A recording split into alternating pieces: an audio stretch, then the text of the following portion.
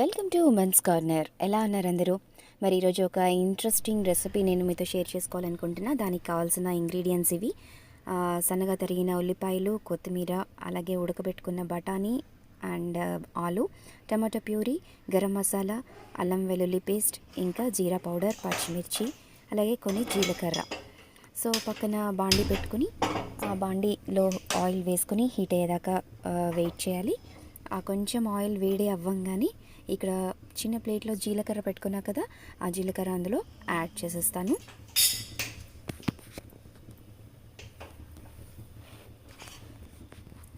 So oil వేడెక్కిపోయింది, ఈ జీలకర్ర ఇలా యాడ్ చేసుకుందాము. సో ఇక్కడ మీకు ఎల్లోయిష్గా ఆలు అండ్ బఠానీ కనిపిస్తుంది కదా, ఇది ఉడకబెట్టేటప్పుడు కొద్దిగా మనం పసుపు అండ్ ఉప్పు యాడ్ చేసుకోవాలన్నమాట. అండ్ పచ్చిమిర్చి కూడా యాడ్ చేసేసుకొని సో ఇలా వేయించుకుంటాము. కొంచెం పచ్చిమిర్చి వేగింది అనుకున్న తర్వాత సన్నగా తరిగిన ఉల్లిపాయ ముక్కల్ని కూడా యాడ్ చేసేసుకోవాలి. సో ఈ రెసిపీ వచ్చేసి ఆలూని మ్యాష్ చేసుకుని చేస్తాం కదా, చాలా బాగుంటుంది. అండ్ దీన్ని మనం పూరీలో తినొచ్చు, చపాతీలో తినొచ్చు, ఇంకా ఇట్లా పూరీ అయితే చాలా టేస్టీగా ఉంటుంది. అండ్ బిర్యానీలో కూడా బాగుంటుంది, ఫ్రైడ్ రైస్ ఐటమ్స్ అట్లాంటి వాటిలో కూడా సైడ్ డిష్గా బాగుంటుంది. అండ్ ఉల్లిపాయలని యాడ్ చేసేసుకున్నాము. సో ఈ ఉల్లిపాయలు చక్కగా బ్రౌన్ రంగులోకి వచ్చేదాకా వీటిని వేయించుకోవాలి. చేసినాక కదా జనరల్గా డిఫరెంట్ కర్రీస్ ఉంటాయి, చోలే కర్రీ అట్లా ఉంటాయి కదా, ఆలు కుర్మా ఇట్లా చాలా ఉంటాయి. బట్ ఈ రెసిపీ కూడా మీరు ట్రై చేసి చూడండి, చాలా బాగుంటుంది పూరీలోకి.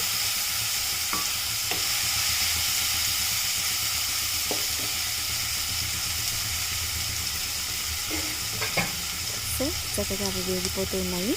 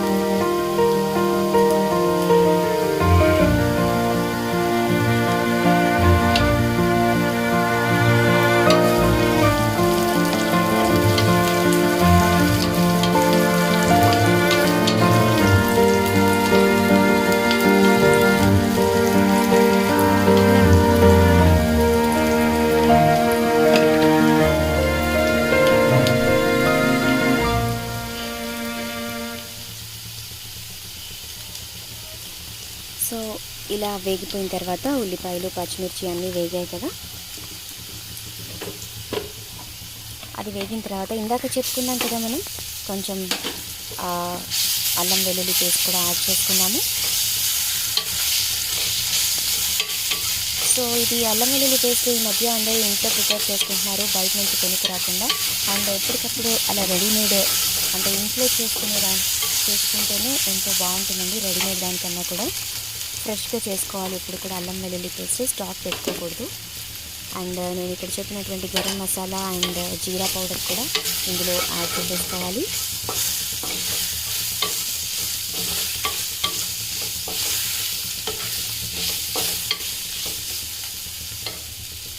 సో చూస్తున్నారు కదా, ఆ ఫ్లేవర్ ఇట్లా వస్తూ ఉంటుంది అనమాట. Garam masala and jeera powder పడంగానే ఆ ఫ్లేవర్ ఇట్లా వస్తూ ఉంటుంది. అండ్ ఇందాక బాయిల్ చేసి పెట్టుకున్నటువంటి ఆలు అండ్ పచ్చి బఠానీ ఉన్నాయి కదా, అవి వేసేసుకున్నాను ఇందులో. సో ఆ మిక్స్ అంతా కూడా అలా కలిపేసుకుంటూ ఉంటాం, బాగా పట్టేసుకుంటుంది అనమాట. ఆ గ్రేవీ అంతా కూడా ఆలుకి చక్కగా పట్టుకొని ఆలు అంతా దగ్గర పెట్టేస్తూ ఉంటుంది. సో ఆలు అంటేనే ఆల్మోస్ట్ అందరికీ హాట్ ఫేవరెట్. అది ఆలు అంటే పిల్లలు కూడా తినేస్తుంటారు. ఎలా చేసినా పిల్లలు ఇష్టంగా తింటారు ఆలుని. అది ఫ్రై అయితే ఇంకా మరీ ఇష్టంగా తింటారు. అండ్ ఆలు తరచుగా పెట్టడం వల్ల కూడా పిల్లలకి కొంచెం బలం చేకూరుతుందని చెప్తూ ఉంటారు కదా. అండ్ ఇక్కడ బఠానీ నానబెట్టుకుని అట్లా ఏం చేయాల్సిన అవసరం లేదండి. పచ్చి బఠానీ వేసేసుకోవచ్చు, అంటే ఉడకపెడతాం కాబట్టి అవి ఉడికిపోతాయి. అండ్ కొంచెం సాల్ట్ యాడ్ చేశాను, కొద్దిగా తగినంత కారం, అంటే మీకు స్పైసీ అయితే కొంచెం కారం యాడ్ చేసుకోవాలి, లేదా మీడియం స్పైసీ అయితే తగినంత సరిపోతుంది. సో అలా యాడ్ చేసేసుకున్న తర్వాత ఒక్కసారి మనం కలిపేద్దాము.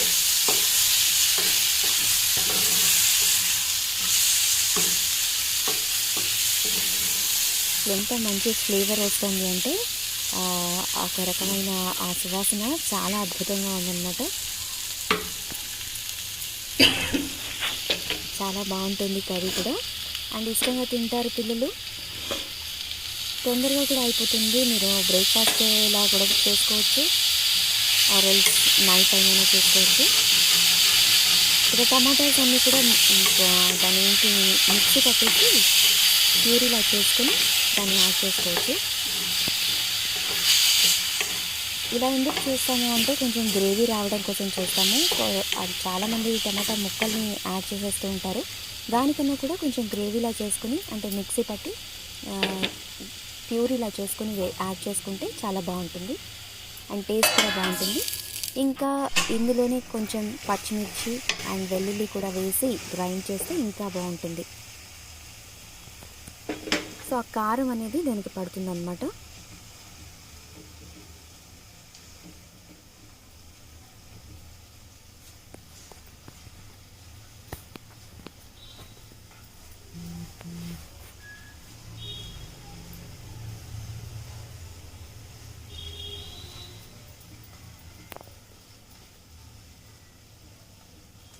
సో మరీ మెత్తగా ముక్కలు అయిపోయేలాగా ఉడికించకుండా ఆలుని కొంచెం ఒక 3 విజిల్స్ వచ్చేదాకా ఉడికించి పెట్టుకోవాలి.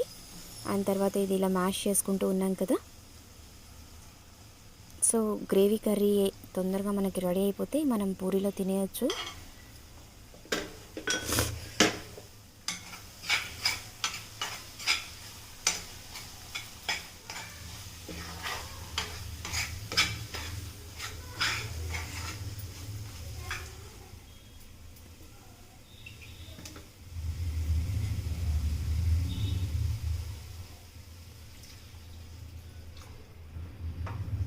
సో ఇలా తగినంత వాటర్, అంటే మన గ్రేవీ కన్సిస్టెన్సీలో రావాలి కదా, సో తగినంత వాటర్ యాడ్ చేసుకోవాలి.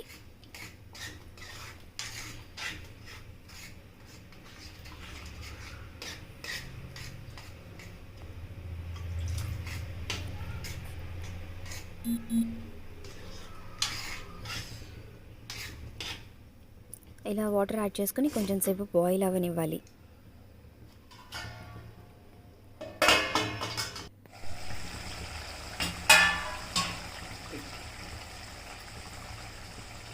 తర్వాత మనం కొత్తిమీర కూడా యాడ్ చేసేసుకుందాము.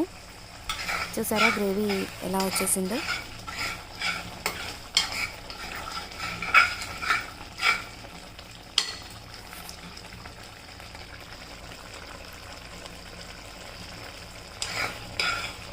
సో ఇలా ఆయిల్ అంతా కూడా బయటికి వచ్చేస్తే అది ఆటోమేటిక్గా అంతా బాయిల్ అయిపోయినట్టు. చాలా క్విక్గా ఫాస్ట్గా అయిపోతుంది ఈ కర్రీ. దీన్ని మనం పూరీలో తింటే ఇంకా చాలా బాగుంటుంది, అండ్ చపాతీకి కూడా దీన్ని యూస్ చేసుకోవచ్చు. సో ఇదేంటి ఈరోజు రెసిపీ.